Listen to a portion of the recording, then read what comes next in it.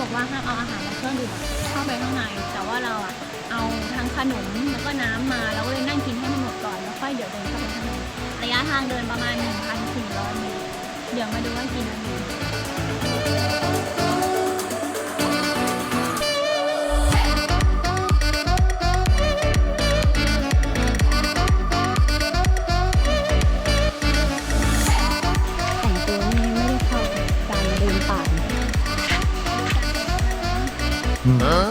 ชอบการเดินขึ้นเขามาก ขึ้น